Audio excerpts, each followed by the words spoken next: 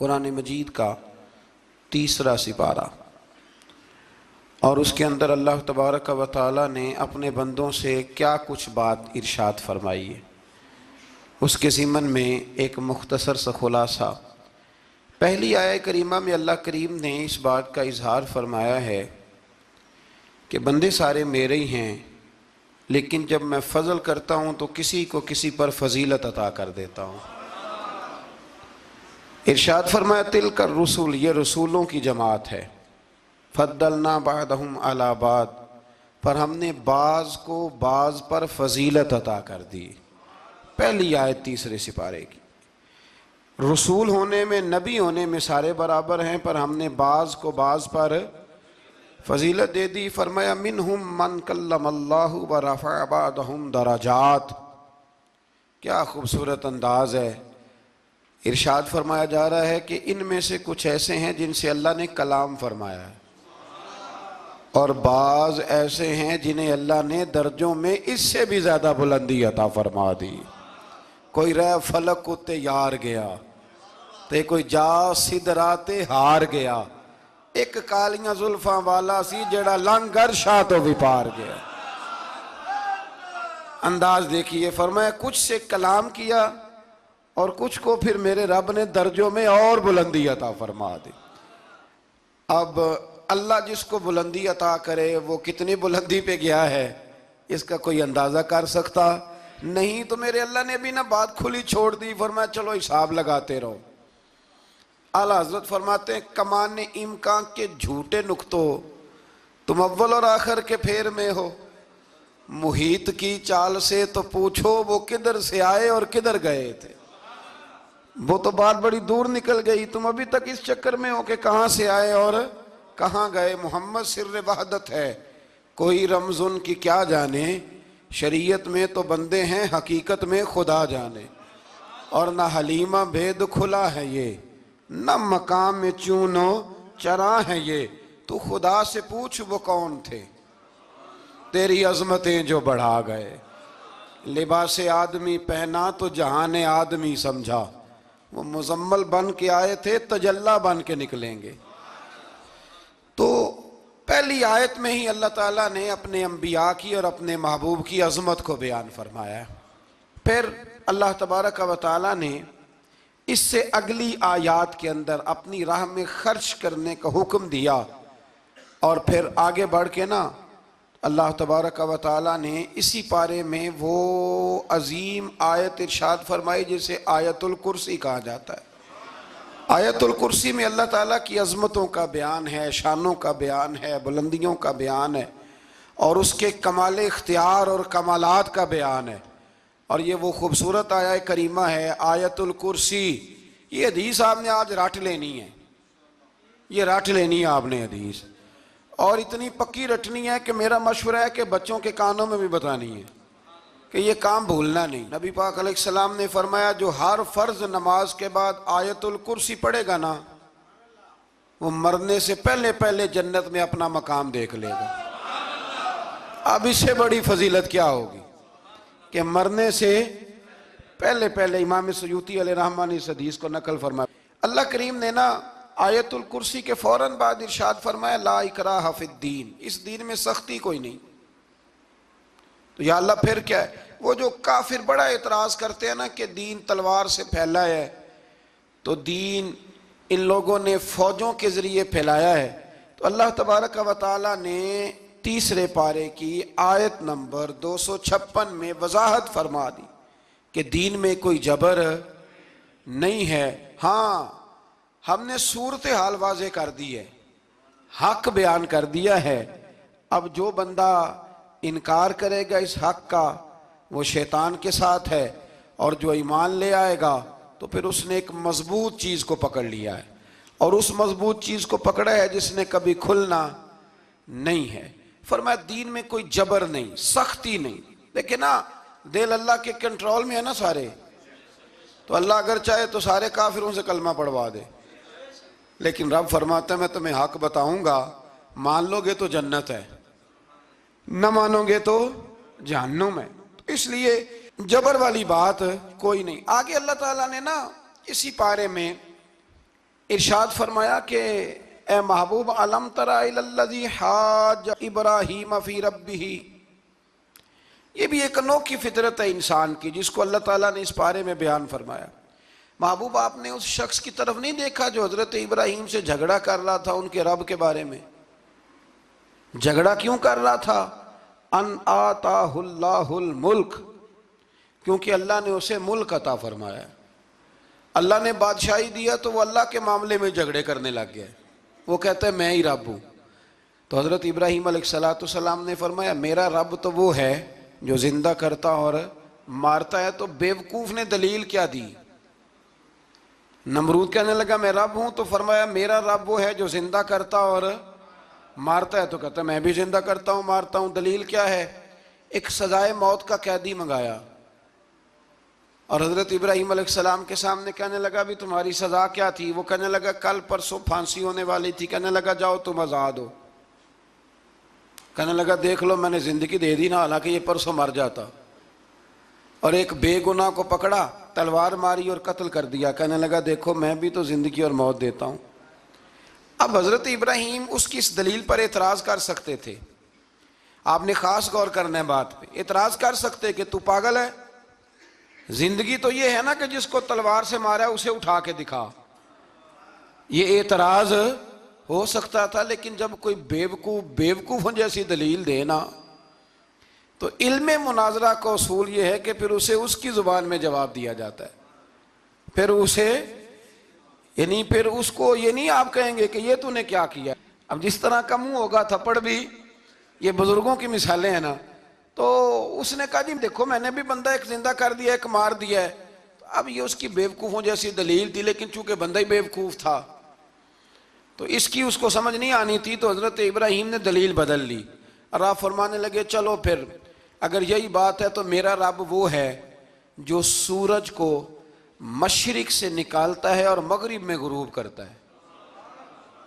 تو اگر رب ہے نا تو اس طرح کر فاتی بہا من المغرب، تو اسے مغرب سے نکال۔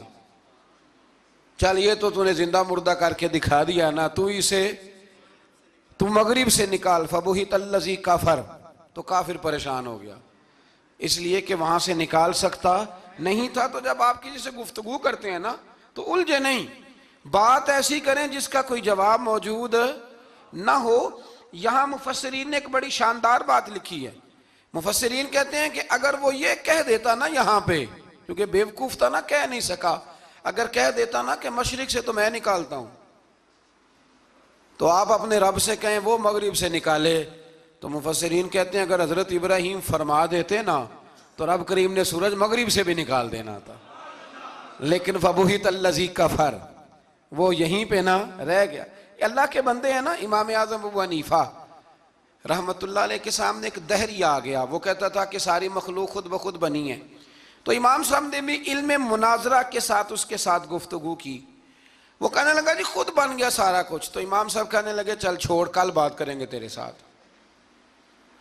وہ کل دوبارہ آیا تو امام اعظم دریا کے کنارے کھڑے تھے، کہنے لگا امام صاحب بڑے پریشان کھڑے ہو؟ تو آپ فرمانے لگے پریشان اس لیے ہوں کہ میں نے عجیب ہی نظارہ دیکھا ہے، ابھی ابھی ایک درخت خود بخود کٹا ہے اور خود بخود اس کے تختے بن گئے، خود بخود رندہ چلا ہے، خود بخود کشتی بن گئی ہے، خود بخود دریا میں اتری ہے، اور خود بخود کچھ بندوں کو ادھر لے کے آنے لگ گئی ہے، کچھ کو یہاں سے ادھر لے کے جانے لگ گئی ہے، سارا کچھ خود۔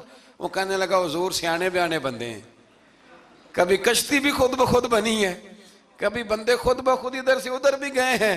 آپ فرمانے لگے کشتی خود بخود نہیں بن سکتی تو اتنی بڑی کائنات خود بخود کیسے بن گئی؟ اور اگر بندے ادھر سے ادھر خود بخود نہیں آ سکتے تو بتا یہ سورج اور چاند خود بخود ادھر سے ادھر کیسے روز چلے جاتے ہیں؟ تھوڑی دیر چپ رہا، پھر آ کے امام اعظم کے ہاتھ چومے اور کہنے لگا آپ نے تو کمال کر دیا، میرا ذہن صاف ہو گیا، مجھے کلمہ پڑھائیں، میں بھی مدینے والے محبوب کا غلام بن جاتا۔ تو پکی دلیلوں کے ساتھ گفتگو کرتا ہے قرآن پاک، پکی دلیلیں۔ یہ آیت سبق یہ دیتی ہے کہ آپ کسی سے بات کریں تو، اب چونکہ سپارہ لمبا ہے بات رہ نہ جائے، پر یہ مضمون اتنا شاندار ہے کہ میرا یہاں رکنے کو دل کرتا ہے۔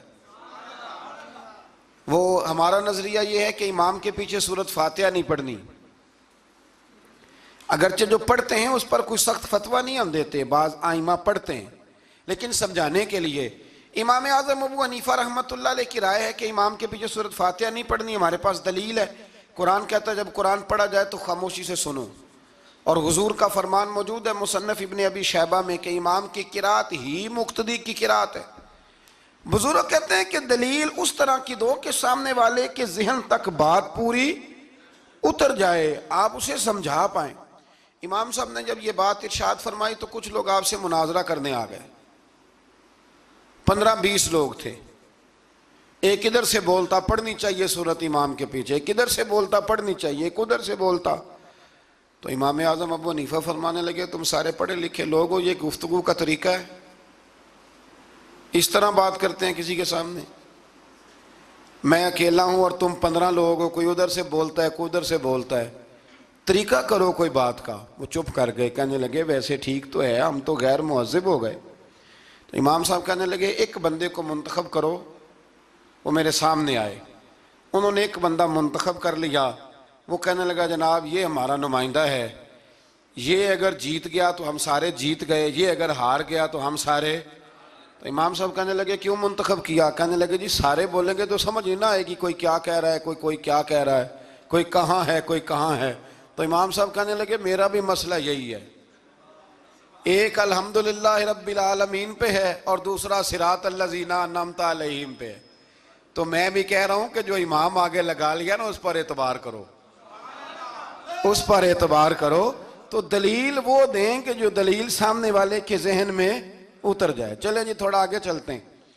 اللہ کریم نے نا آگے ایک اور مثال بیان کی۔ یہ جو بہت سارے لوگوں کے دلوں میں خیال آتا ہے نا قبروں میں جائیں گے ہڈیاں گل جائیں گی سڑ جائیں گی تو کیسے اٹھیں گے، تو اسی پارے کی آیت نمبر 259 میں اللہ تعالیٰ نے ہمارا وہ مسئلہ بھی حل کیا اور 2 واقعات تفصیل کے ساتھ تیسرے پارے میں بیان فرمائے۔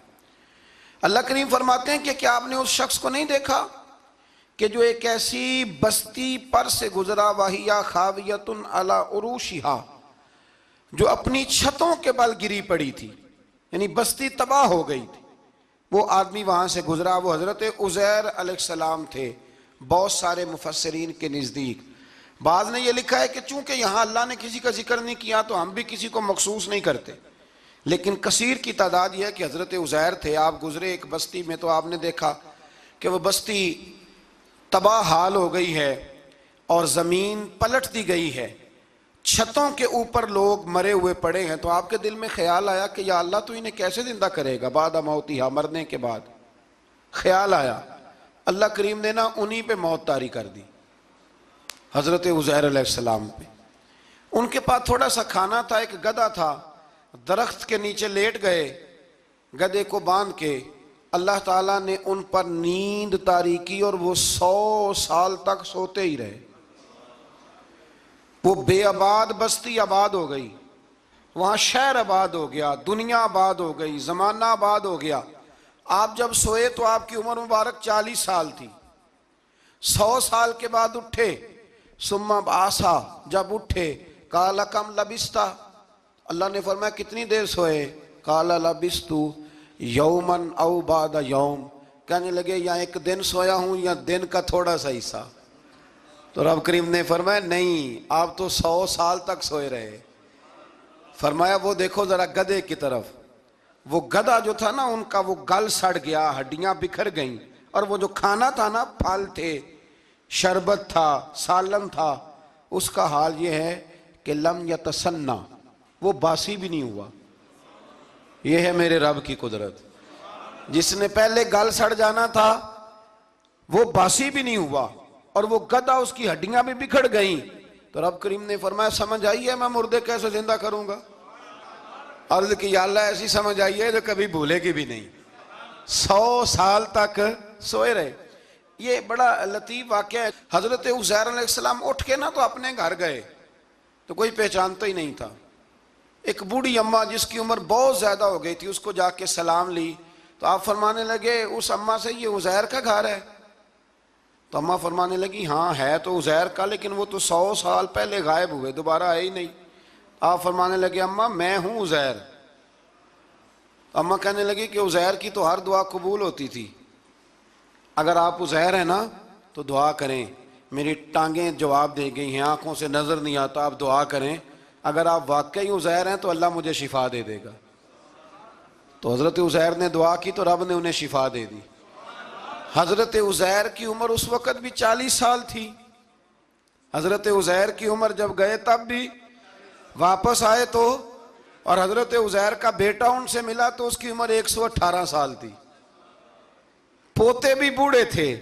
لوگوں نے حضرت عزیر علیہ السلام سے کہا یہ کیا ہے؟ فرمانے لگے یہ میرے اللہ کی قدرت ہے، یہ میرے رب کی قدرت ہے۔ آج بھی آپ دیکھ لیں کہ کچھ لوگوں کے بال ساری زندگی سفید نہیں ہوتے، اور کچھ 17 سال کے 16 سال کے نوجوان ہیں تو سارا سار ان کا سفید ہو جاتا ہے، علامات وہ آ جاتی ہیں جو بوڑھوں میں ہوتی ہیں۔ تو اللہ تبارک و تعالیٰ نے فرمایا کہ یہ ہماری قدرت ہے، اس طرح کر کے ہم مردوں کو زندہ کریں گے۔ جب مومن قبروں سے اٹھیں گے نا، مومن آنکھ کھلے گی تو کہیں گے سویرا ہو گیا، جیسے ابھی سوئے تھے نا، کہیں گے دن چڑھ گیا، تو اللہ فرمائے گے ہاں دن بھی چڑھ گیا ہے اور رب رسول کے دیدار کا نظارہ بھی تمہیں دیا جائے گا، اٹھو بڑی شاندار صبح ہوئی ہے۔ اور کافر جب اٹھے گا تو کہے گا اوہو اب میرے لیے کیا نئی سزا ہے۔ تو اس سے بالکل آگے متصل حضرت ابراہیم علیہ السلام کا وہ واقعہ اسی پارے میں ذکر کیا گیا ہے۔ جب حضرت ابراہیم علیہ السلام نے کہا تھا کہ اے اللہ مجھے دکھا تو مردے کیسے زندہ کرے گا، تو رب کریم نے فرمایا یقین نہیں، عرض کی یا اللہ اطمینان قلبی کے لیے۔ ایک علم الیقین ہوتا ہے، ایک عین الیقین ہوتا ہے، ایک حق الیقین ہوتا ہے۔ کہ یا اللہ میں اطمینان قلبی کے لیے، تو اللہ نے فرمایا 4 پرندے لے لو۔ حضرت ابراہیم علیہ السلام نے 4 پرندے لیے، کچھ نے لکھا ہے کوا تھا، مور تھا، مرغی تھی، کبوتر تھا، مختلف نام آئے۔ وہ 4 پرندے لیے، پھر ان کو ذبح کیا، پھر ان کا قیمہ بنایا، پھر گوشت ایک دوسرے میں مکس کیا، پھر 4 مختلف پہاڑیوں پہ رکھا۔ اللہ نے فرمایا مکس ہو گئے نا آپس میں، اب تم آواز دو۔ حضرت ابراہیم نے آواز دی اور رب نے زندگی دی، اور وہ پرندے اپنی ٹانگوں پر چلتے ہوئے حضرت ابراہیم کے پاس آ کے کھڑے ہوئے۔ تو فرمایا ابراہیم جس طرح ان کو زندہ کیا نا، اسی طرح پھر قبروں سے میں ہڈیاں بھی زندہ کر کے نکال دوں گا۔ میں ایک فلسفی کو پڑھ رہا تھا، یہ ہمارے جدید دور کے فلسفی بڑے عجیب باتیں کرتے ہیں۔ وہ کہتے ہیں جی ہوا ایسی چلتی ہے کہ انسان قبر میں ہوتا ہے تو ہڈیاں گل سڑ جاتی ہیں تو کوئی بھی نہیں بچتا، اور پھر آپ کہتے ہیں کہ کچھ کو عذاب ہوتا ہے کچھ کو ثواب ہوتا ہے۔ تو قبر کے اندر جب مردے چلے گئے تو آپ یہ بھی کہتے ہیں بعض لوگ کہ ایک قبر سے 70 اٹھیں گے تو ایک کو عذاب ہو رہا ہے ایک کو ثواب ہو رہا ہے، یہ کیا ماجرا ہے؟ ہمارے بزرگوں نے جواب دیا ہے، ہمارے بزرگوں نے یہ جواب دیا ہے کہ یہ ہوائیں، یہ فضائیں، یہ ساری اللہ کی قدرت ہے۔ ہر آدمی کو ٹھنڈ لگ جاتی ہے سردیوں کے موسم میں۔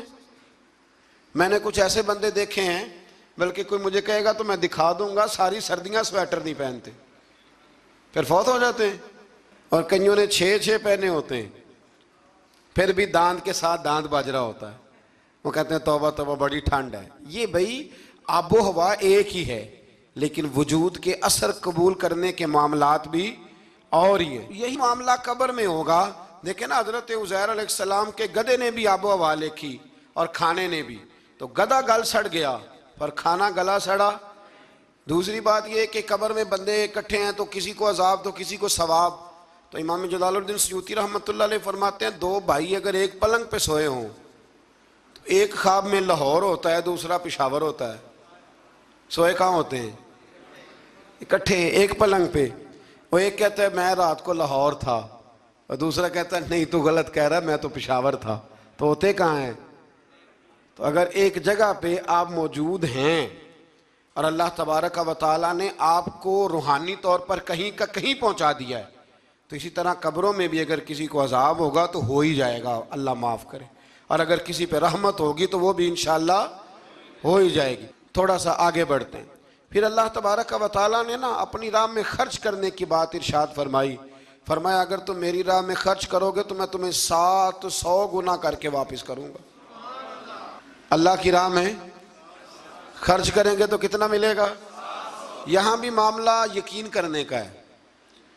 قوم کو یقین آ جانا کہ ڈبل ہو جائیں گے تو ساری قوم لٹ جاتی ہے.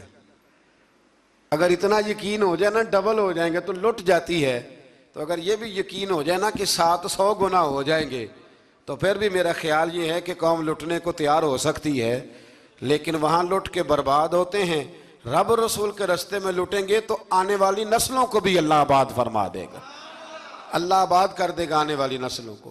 تو میرے دوستو تھوڑا سا آگے جب ہم اس پارے میں چلتے ہیں تو اللہ تبارک و تعالیٰ نے 2 باتیں ارشاد فرمائیں. ایک تو ارشاد فرمایا کہ شیطان تمہیں نا 2 چیزوں کے بارے میں اکثر ورگلاتا ہے. ایک تمہیں کہتا ہے کہ کنجوسی کرو, فقر تنگ دستی ہو جائے گی اگر خرچ کرو گے, اور دوسرا تمہیں کہتا ہے بے حیائی کرو. اللہ نے فرمایا یہ 2 کام تم نے کرنے نہیں, نہ تم نے بخل کرنا ہے اور نہ تم نے بے حیائی کرنی ہے. اور پھر آگے جا کے ارشاد فرمایا کہ دانائی بڑی حکمت ہے, عقل مندی بڑی حکمت ہے, زندگی دانائی سے گزارو. یؤتی الحکمت من یشاء, اللہ جسے چاہتا ہے حکمت عطا کرتا ہے. ومن یؤت الحکمت فقد اوتی خیرا کثیرا, اور جسے اللہ نے دانائی دی نا عقل, اللہ فرماتا ہے اسے ہم نے خیر کثیر عطا کی.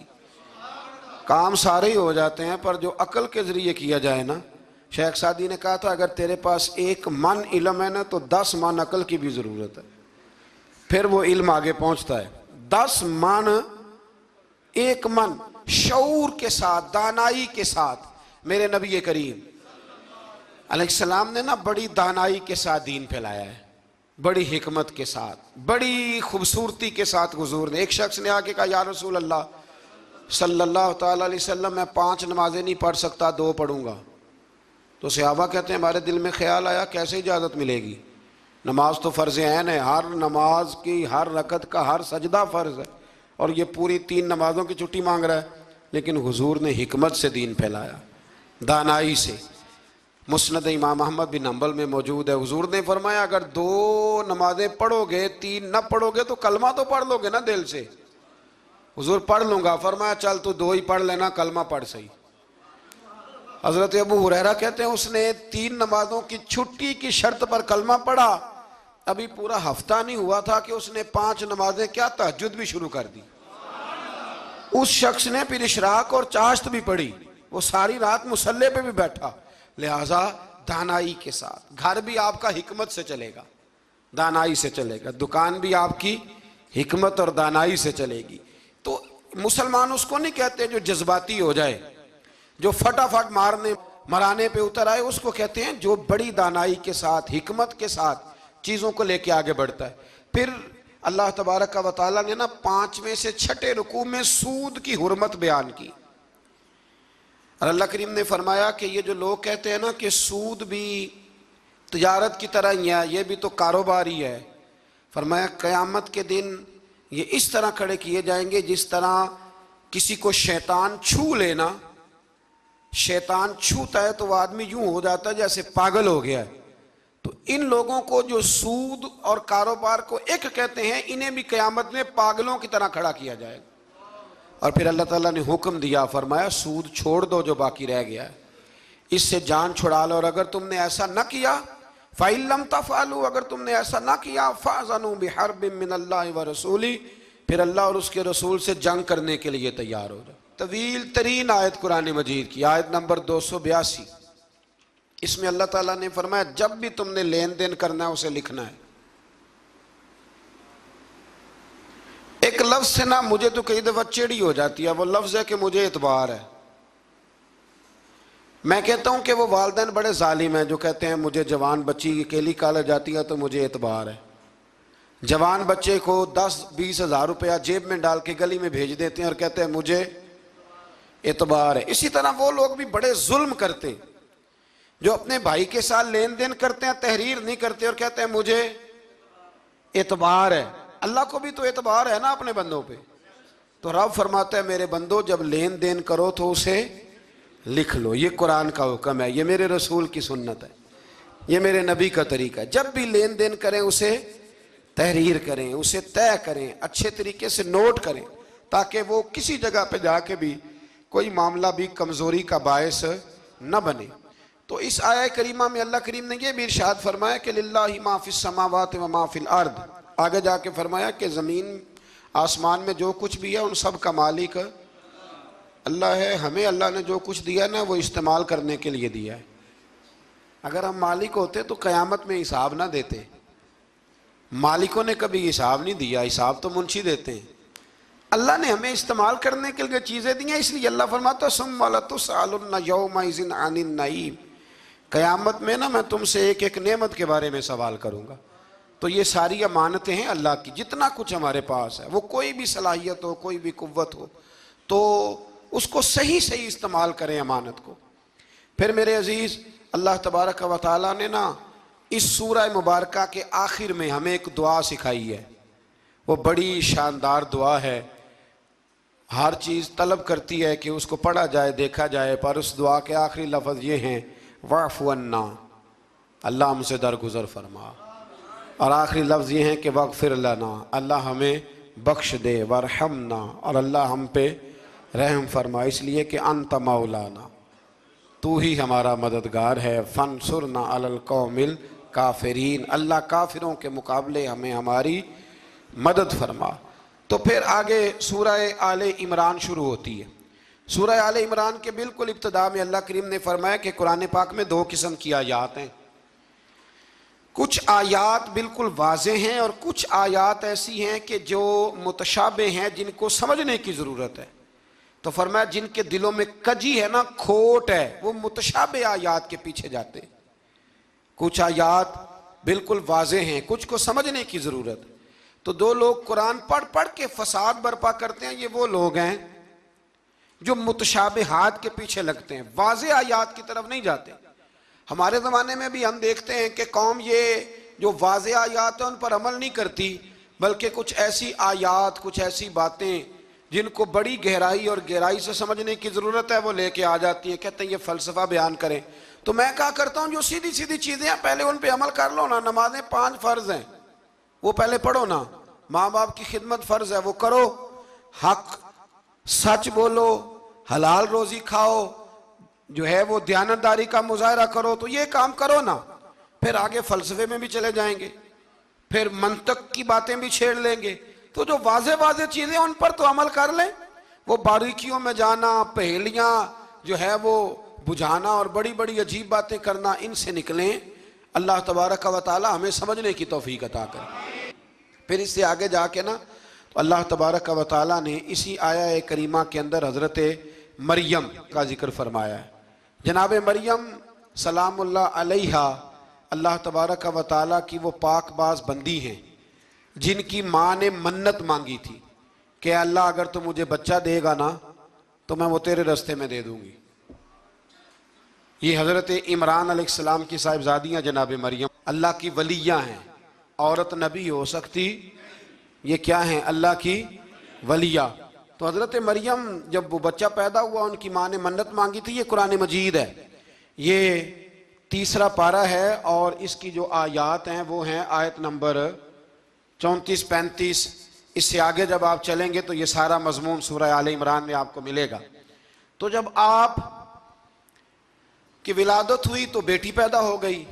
تو اب حضرت جناب مریم سلام اللہ علیہا کی جو والدہ تھی نا، وہ ان کو لے گئی جناب زکریا علیہ السلام کے پاس. وہ ان کے خالو تھے. کہا میں نے منت مانگی تھی کہ میں بچہ ہوگا تو مسجد کے لیے وقف کروں گی، تو اللہ نے بچی دی ہے. تو حضرت زکریا نے جناب مریم کے لیے اوپر چھت پہ ایک محراب بنا دیا. وہ محراب کے اندر رہتی تھی، وہاں عبادت کرتی تھی. حضرت زکریا آپ کے خالو بھی تھے، اللہ کے پیغمبر بھی تھے. وہ وہاں بیٹھا کرتے تھے اور ان کی پرورش کرتے، کھانے پینے کا خیال کرتے. بڑی خاص بات ہے، عقیدے کی بات ہے. جب سے پہلا سپارہ ہم نے شروع کیا نا تو تھوڑی سی دیر کے بعد وہ عقیدہ آ جاتا ہے جس عقیدے پہ اللہ تعالیٰ نے مجھے اور آپ کو قائم رکھا ہوا ہے. ذرا دیکھیں یہاں بھی بات کھل کے کیسے واضح آتی ہے. حضرت جناب مریم جب جوان ہو گئیں تو حضرت زکریا ایک دن اندر داخل ہوئے تو دیکھا کہ وہاں بے موسم پھل پڑے ہوئے ہیں. موسم بھی نہیں ہے اور وہ پھل موجود ہیں. تو اللہ کے نبی نے اللہ کی ولیہ سے پوچھا کہ یہ کہاں سے آئے؟ انا لکی ھذا، پوچھنے لگے حضرت زکریا یہ کہاں سے آئے؟ قالت ہوا من عند اللہ، تو حضرت مریم کہنے لگی یہ میرے اللہ کی طرف سے آئے ہیں، یہ مجھے اللہ نے دیے ہیں، اور ان اللہ یرزق من یشاء بغیر حساب، اور جب رب کسی کو رزق دیتا ہے تو پھر بغیر حساب و کتاب ہی عطا فرماتا ہے۔ تو حضرت زکریا کے پاس اولاد کوئی نہیں تھی، بوڑھے ہو گئے تھے۔ جب دیکھا نا کہ اللہ کی ولیہ کو اللہ نے بے موسم پھل دے دیے ہیں، تو خیال آیا کہ میں بھی بوڑھا ہوں، میری بیوی بھی بوڑھی ہے، تو اگر رب اپنی ولیہ کو بے موسم پھل دے سکتا ہے اور دیتا ہے اپنے کرم سے، تو اپنے نبی کو بھی تو بغیر موسم کی اولاد دے ہی سکتا ہے نا۔ اب موسم تو گزر گیا، بڑھاپا آ گیا، لیکن وہاں کھڑے ہو کے حضرت زکریا نے دعا مانگی، رب نے قبول فرمائی، اور حضرت یحییٰ علیہ السلام حضرت زکریا کو عطا فرمائے۔ تو اگر ولیہ کی محراب کے پاس کھڑے ہو کہ اللہ کے نبی دعا مانگے تو رب قبول فرماتا ہے، تو ہم داتا علی اجویری کے مزار پہ جا کے دعا مانگے تو، ہم غوث اعظم جیلانی کے مزار پہ جا کے دعا مانگے تو۔ امام شافعی فرماتے ہیں جب بھی کوئی مشکل پیش آتی ہے میں امام اعظم کی مزار پہ جاتا ہوں اور قریبی مسجد میں 2 نفل پڑھ کے ان کے مزار پہ دعا مانگتا ہوں، اللہ میری ہر مشکل کو آسان فرما دیتا ہے۔ تو بھئی یہ تو قرآن مجید کی آیات ہے نا، ان کو تو کھول کے دیکھو نا، کوئی اور معنی اس آیت کا، کوئی اور تفسیر، کوئی اور مفہوم۔ حضرت زکریا اس کے علاوہ بھی تو دعا مانگ سکتے تھے نا، لیکن انہوں نے جناب مریم کے پاس بغیر موسم کے پھل دیکھے تو دعا مانگی، بغیر موسم کے پھل دیکھے، اور یہ بھی اللہ کا فضل ہے کہ ولیہ کے پاس دیکھے تو ولیوں والا مسئلہ حل ہو گیا۔ اگر وہ نبی ہوتی تو لوگوں نے فٹافٹ کہہ دینا یہ تو نبیوں کی بات ہے۔ تو میرے بھائی اگر کسی کو بغیر موسم کا پھل چاہیے تو کسی ولی اللہ کے پاس جائے، کسی اللہ کے نیک بندے کے پاس جائے، رب بے موسم پھل بھی عطا کرتا ہے۔ تو پھر اللہ تبارک و تعالیٰ نے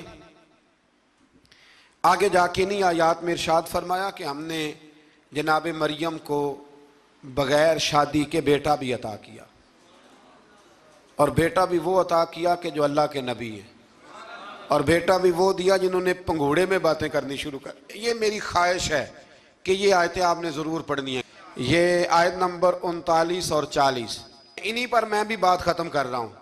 حضرت عیسیٰ کی شان رب کریم نے بیان فرمائی، یہ اللہ کا قرآن ہے، یہ اللہ کا قرآن ہے۔ ان کی شان کیا ہے کہ حضرت عیسیٰ علیہ السلام فرماتے ہیں کہ میں نا مٹی کی مورت بناتا ہوں، پھر اس میں پھونک مارتا ہوں، مٹی کا پرندہ بنا کے اس میں پھونک مارتا ہوں، میں پھونک حضرت عیسیٰ مارتے ہیں، اور جناب عیسیٰ کہتے ہیں وہ اللہ کے حکم سے اڑنا شروع کر دیتا ہے۔ پھونک کس نے ماری؟ اڑایا کس نے؟ وہ اتنی سی بات ہے، اس کو سمجھ لیں۔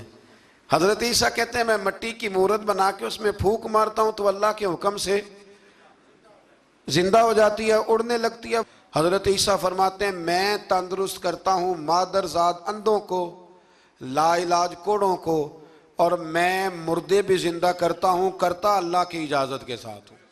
اور اسی آیت میں حضرت عیسیٰ فرماتے ہیں کہ میں تمہیں بتاتا ہوں جو تم کھا کے آتے ہو، اور وہ بھی بتاتا ہوں جو تم گھر میں چھوڑ کے آتے ہو۔ تو حضرت عیسیٰ علیہ السلام مٹی کا پرندہ بنا کے پھونک ماریں تو رب اس میں جان پیدا کر دے، مردے میں جان بھی پیدا کرتے ہیں، اور پھر حضرت عیسیٰ مادرزاد اندھ اور کوڑوں کو آنکھیں بھی دیتے ہیں اللہ کے حکم سے، اور پھر حضرت عیسیٰ علیہ السلام مردہ بھی زندہ کرتے ہیں اس کے اذن سے، جو کھا کے آتے ہیں وہ بھی بتاتے ہیں، جو چھوڑ کے آتے ہیں وہ بھی بتاتے ہیں۔ تو یہ تو حضرت عیسیٰ کی شان ہے۔ یہ حال ہے ان کے غلاموں کا، تو میری سرکار کا عالم کیا ہوگا، میری سرکار کا عالم کیا ہوگا۔ ایک جملہ میرے اعلیٰ حضرت کا، اور بات بڑی اعلیٰ، فرمانے لگے حضرت عیسیٰ علیہ السلام تو پھونک مار کے مردہ زندہ کرتے ہیں نا، تو فرماتے ہیں میرے نبی تو ایک نظر دیکھ لیں تو مردہ دل کو زندہ کر دیا کرتے، مردہ دل۔ اور پھر ایک حدیث سن لیں تاکہ بات اور واضح ہو جائے۔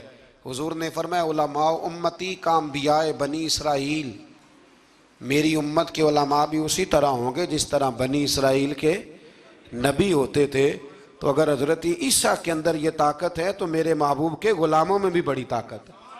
حضرت آصف بن برخی اگر تخت لا سکتے ہیں تو غوث اعظم بھی بیڑی اوپر اٹھا لیتے ہیں۔ اس لیے عقیدہ اور نظریہ قرآن ہے، حدیث ہے. ہم چونکہ پڑھتے نہیں، توجہ نہیں کرتے، تو لوگ ہمیں فٹافٹ، آپ یقین کریں بڑے صاف ستھرے انداز میں لوگ آ کے کہتے ہیں جی دیکھو جی یہ کدھر سے آ گیا. تو میں نے کہا یہ اللہ کا قرآن ہے، اور قرآن میں نہ ہو ہمیں بات کرنے کی کیا ضرورت ہے. یہ سارے عقائد اور نظریات وہ ہیں جو رب کریم نے خود قرآن مجید میں ہمیں عطا فرمائے ہیں. اللہ آپ کو خوش رکھے، بابرکت رکھے. آخر دعوانا الحمد.